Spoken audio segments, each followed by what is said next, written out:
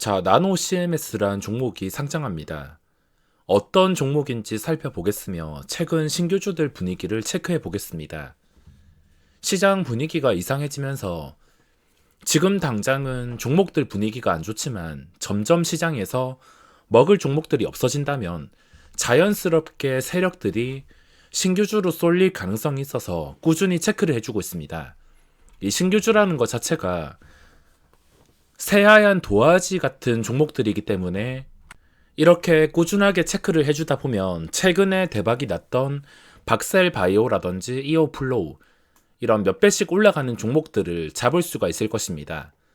단 계속해서 제가 지겹게 말씀을 드리지만 신규주를 상장 첫날 시초가에 매수하는 것은 도박과 다를 게 없기 때문에 주가가 좋은 추세로 최고점 근처를 잘 유지해 줄 때만 공략이 가능하겠습니다. 스몰캡 시가총액이 작은 종목이 방심하는 틈에 급등이 나오는 경우가 있는데 나노 CMS도 시가총액이 작은 편입니다. 뻥튀기가 50% 이상만 되지 않는다면 구주주와 공모주주 물량이 장 시작한 다음에 일시적으로 나왔을 때 거래량이 유지가 되고 이동평균선만 보더라도 주포가 있는지 없는지를 판단할 수 있으며 장 초반에만 잠깐 거래량이 몰리고 그 뒤에 거래량이 다시 늘지 않는다면 다른 종목처럼 힘을 쓰지 못할 수 있습니다. 어떤 신규주들 간에 장 초반에는 거래량이 정말 활발하게 나옵니다. 하지만 그 뒤에 거래량이 지속이 되냐 지속이 되지 않냐에 따라서 주가의 방향이 결정될 수 있습니다. 나노 CMS 3월 9일 화요일 시장에 상장하며 희망 공모가 훨씬 더 넘어서 2만원에 확정이 되었습니다. 경쟁률은 그렇게 크게 의미가 없지만 이 경쟁률 때문에 뻥튀기가 될 가능성이 높아집니다.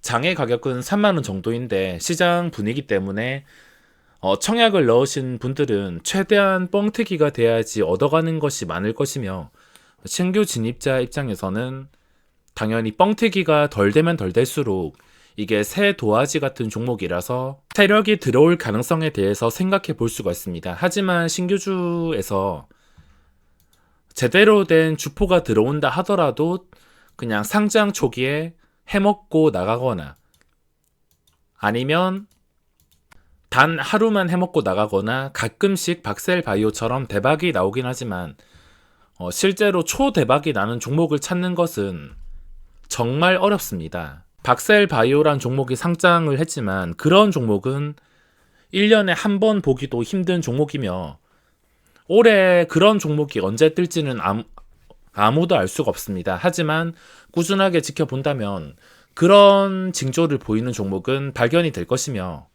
저도 거래량과 추세가 괜찮게 유지되는 종목을 공략하기 위해서 꾸준하게 살펴보고 있습니다. 자, 유통 가능한 물량 보시면 전체 주식수 약 394만 주 중에 186만 주가 유통이 됩니다. 45.7% 정도. 시가총액이 정말 큰 종목이라면 막 3천억, 5천억 이런 종목에 이런 유통 가능한 물량이 나온다면 상당히 부담스럽겠지만 이 정도 시가총액의 45%는 크게는 부담이 되지 않습니다. 구주주가 이 중에서 25.6%.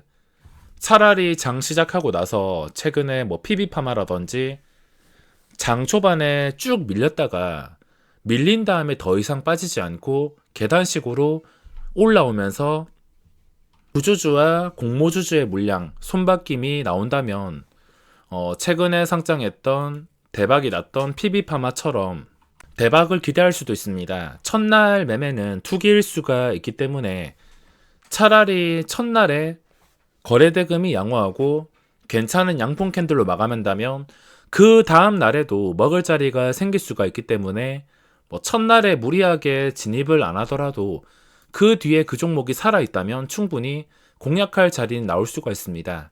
시가총액 규모 780억 정도, 50% 뻥튀기 되면 약 1200억 정도. 시가총액은 크게 부담이 되지 않습니다. 지금 시장 분위기가 안 좋아서 이쪽으로 시선이 쏠릴지 모르겠지만 어떻게 움직일지 궁금하며 다시 한 번 더 강조드리지만 상장 첫날 시초가에 매수하는 것은 도박과 다름이 없습니다. 성공한다면 뭐 10%, 20% 아무렇지 않게 먹는 것이며 운이 좋다면 상한가까지도 먹을 수 있습니다.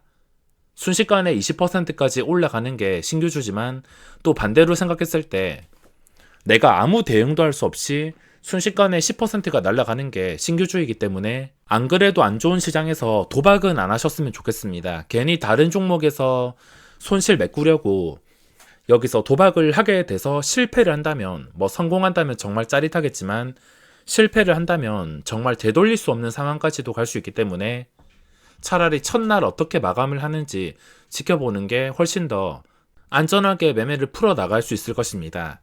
자, 최근에 상장했던 종목들 지수 분위기 따라서 특히 신규주들 음봉 뜬 게 정말 많은데 그동안 잘 나갔던 거 그리고 최근에 상장했던 것들 상장 초기에만 이렇게 거래량이 몰리고 거래량이 줄어들었습니다. 이렇게 된다면 딱 보더라도 주포가 없습니다. 주포가 있는 종목은 일정 수준 거래량이 계속해서 유지가 되지만 주포가 없는 종목은 뭐 상장 첫날엔 당연히 거래량이 많이 나올 것이며 그 뒤에 상장 첫날 대비 거래량이 굉장히 많이 줄어듭니다. 굉장히 많이 줄어든 상태에서 그게 점점 계속해서 줄어드는 겁니다. 주포가 있는 종목은 보시다시피 거래량이 크게 줄어들지 않습니다. 일정 수준 유지가 되면서 그 거래량이 유지가 되면서 변동성이 나오게 되어 있습니다. 물론 주포에 따라서 뭐 3일 해먹고 나가던가 좀 심하면 하루, 이틀 해먹고 나가는 주포도 있습니다. 물론 박셀 바이오 같은 경우도 있지만 그런 경우는 정말 드물기 때문에 신규주를 너무 믿어서는 안 됩니다. 최근에 상장한 종목들 전부 다 바닥 근처에서 거래가 되고 있으며 거래량이 모든 것을 말해주고 있습니다. 하루의 거래량이 5만 주, 아무도 관심을 가지지 않고 있으며 그냥 딱 비교해 보더라도 거래량이 일정 수준 유지가 되는 종목이 있습니다. 오로스 테크놀로지 거래량이 일정 수준으로 줄어들지 않고 계속해서 중간중간에 튀어 올라다가 그리고 추세까지 5일선 위에서 유지가 되고 있습니다. 이것도 최근에 분석을 했었는데 어쨌든 이 종목 주가는 5만원 이상에서 거래가 될 때 변동성이 나올 수가 있습니다. 그리고 뭐 이런 종목은 당연히 어디서 반등이 나올지 어디가 저점일지 알 수가 없기 때문에 들어가야 될 이유가 하나도 없습니다. 그나마 최근에 상장했던 것 중에 거래량과 추세가 유지되는 게 오로스 테크놀로지가 있습니다. 그리고 아이캐스트 보시다시피 처음에만 이렇게 거래량이 발생하다가 그 뒤에 주포가 없으니까 거래량이 그냥 눈으로 보더라도 바로 알 수 있습니다. 이동평균선도 못 지켜주고 그냥 끝까지 하락. 정말 최악의 차트인데 거래량이 몰릴 때는 첫날의 변동성, 둘째 날에도 30%까지 갔습니다. 그리고 셋째 날에도 어쨌든 거래량이 살아있으니까 21%. 단기로 먹을 자리는 이 거래량에 비해서 생길 수가 있습니다. 첫날에 매매를 안 하더라도 그 다음부터 거래량이 유지가 되냐에 따라서 충분히 공략을 할 수가 있습니다. 그리고 PB파마도 마찬가지. 실컷 시세가 나왔다가 지금은 힘을 못 쓰고 있습니다. 최근에 트렌드가 하루 이틀 해먹고 길게는 3일 해먹고선 도망가기 이런 패턴들도 참고하시면 조심하시는데 도움이 되실 겁니다.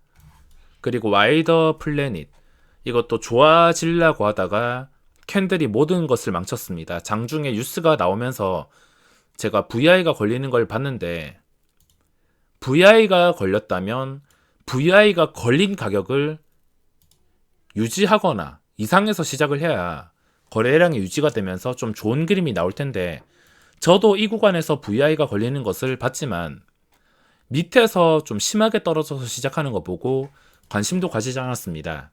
가끔 VI가 걸리는 종목들 이런 식으로 움직임이 나오는데 저 밑에서 형성이 된다면 관심 가질 필요는 없습니다. 추세가 완전히 좋아지려다가 실패를 했으며 레인보우 로보틱스 이것도 다시 올라오긴 했지만 하루 캔들만으로 상승을 판단하기는 어렵습니다. 솔로엠도 마찬가지 핑거, 시엔투스 성진 최근에 오로스 테크놀로지 말고는 전부 다 올해 상장한 종목들 힘을 쓰지 못하고 있습니다.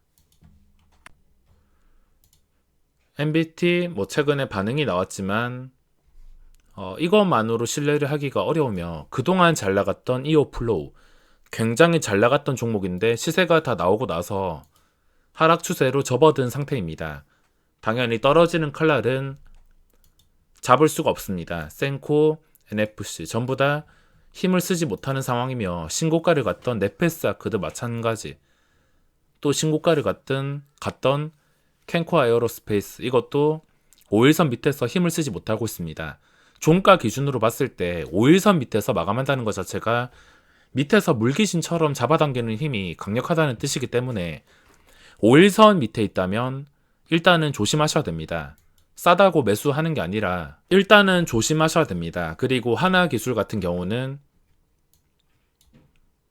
자, 추세가 살아있는 거 오로스테크 놀로지 하나기술 이건 선반영이 되었던 13만 4,600원을 다시 회복해 줘야지 그때부터 공략이 가능할 수가 있습니다. 그리고 신고가 찍었던 라닉스 이걸 보시면 깨달을 수 있는 게 신규주는 영원하지 않습니다. 대신에 추세가 강할 때는 단기간에 정말 강력한 시세가 나옵니다. 영원한 종목은 없지만 추세가 좋아진 신규주는 단기간에 50% 몇 배까지도 상승이 나온다는 겁니다. 그래서 단기 추세만 잘 이용할 줄 알아야 되며 자, 그 위에 알체라도 지금 추세가 유지가 되고 있습니다. 최근에 황금선을 회복해 준 게 의미가 있으며 다른 종목들 전부 다 힘쓰지 못하고 있는데 이 종목 혼자 올라와서 일정 수준 거래량이 계속해서 유지가 되고 있습니다. 당연히 중요한 자리는 황금선을 회복해 줬던 고점 37,350원 정도가 중요한 자리입니다. 이렇게 거래가 되다가 갑자기 무너져가지고 이 자리를 깨서 다시는 회복 못한다. 그러면은 주가는 다시 제자리로 돌아갑니다. 근데 이상하게 주가가 빠지지 않고 시장이 안 좋은데도 계속 유지가 되면서 일정 수준 거래량이 계속 나온다. 그러면은 순식간에 또 장대 양봉이 나오면서 신고가까지 근접을 할 수가 있습니다. 게다가 이 자리에서 20% 이상 양봉이 나온다면 신고가와 근접하고 5만원 호가 단위가 변하는 구간까지 근접하는 것이기 때문에 방향이 결정되는 정말 중요한 자리에 위치해 있습니다. 그나마 추세가 괜찮은 상태이며 그동안 잘 나갔던 종목들 전부 다 힘쓰지 못하고 있습니다. CS 베어링도 힘쓰지 못하고 있으며 자, 보시다시피 딱 차트만 보더라도 이게 황금선을 유지하냐 장기적인 하락이냐 쉽게 판단을 할 수가 있습니다. 박셀바이오는 시간의 거래에서 크게 상승이 나왔지만 단순히 시간의 거래에 올랐다고 무조건 따라 들어가기는 부담스럽습니다.